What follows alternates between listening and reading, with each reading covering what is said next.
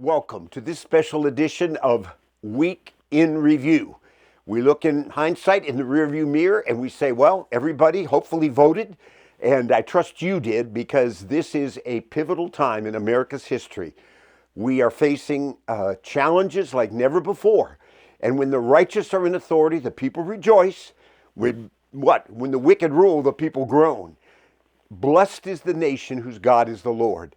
And we're going to tackle a subject today. I'm going to address it because throughout all of the campaigning, after economy, border, illegal immigration, how do we handle it? Love thy neighbor, open borders, whatever it is. What does the Bible teach about this subject? And we have a surge, we've seen it, and do we keep going? Or do we start to make very clear modifications in line with the Word of God?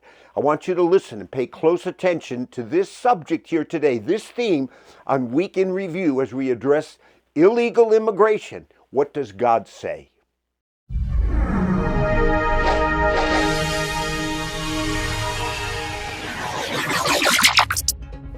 Let's look at 3 steps to solve immigration the Jesus way. You know, my father was an immigrant. He came here from Poland as a child. We lived in really poverty with no car, no vacations. My dad worked as a janitor. My disabled mother scrubbed floors on her knees 3 days a week.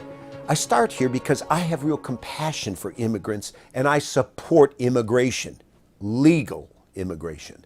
Many well-intentioned, but I believe misdirected individuals, and I respectfully include here presidents and presidential candidates, influential politicians, and even news commentators, they seem to believe the compassionate solution to the escalating border crisis is just extend our arms and declare, y'all come in. Guilt is projected on any of us who sincerely disagree and dare to say, you're missing it. You're not handling this the way Jesus would. So who's right? Well, let's take a look at this.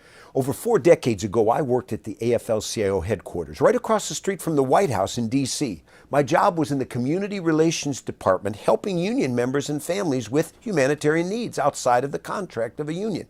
Early on, I discovered there are requirements and limitations to assistance that's being offered. You know, in Matthew 22, Jesus told a parable of a man desiring entrance to an event, but he was refused entrance because he didn't honor the requirements.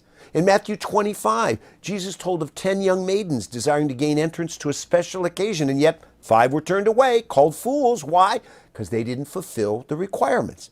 Let me give you 3 steps to solve the crisis. Number 1, we need to extend genuine love to all immigrants. You look in the Old Testament, immigrants were to be granted acceptance. You'll see in the chapter, the verses here, they were given opportunities to collect food, and they were to be treated justly. This wasn't just some blanket entitlement, because God required the immigrants to keep the laws of the land just like the native people. Number 2, respect realistic limitations. If a lifeboat has a sign that says limit of 12, it can appear compassionate and say, well, let's put 25 in, but the result will be the drowning of everyone. Today, America faces $19 trillion in debt. Cities are going bankrupt or on the precipice of insolvency. The welfare system is exploding. We're stretched to the max in our emergency rooms, schools, healthcare, and social service agencies. We need limits. Number 3, obey the government and its laws. It's unmistakable that the divine directive is for citizens obey governing authorities. You'll see the verses. The one exception is if government forces us to violate a law of God.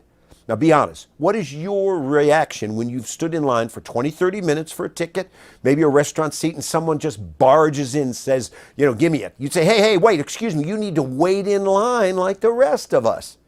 We must, I say it again, build up and extend the long overdue border fences. Yes, walls and fences do work. Why else do we have them around the White House? How about Israel, China? They've relied on them for decades, centuries. The Wall of China is 13,000 miles long, was built centuries before Jesus. It works for them. When elitists who live in their gated communities tell us fences don't work, I ask them, well then, why do you have them? Let me say this, when the bathtub's overflowing, the first thing you do is turn off the water. You don't debate whether to use a rag or a mop. The number 1 priority is shut off the water. This is a pivotal time, and it's a defining moment in our history. We need a unified response here in America.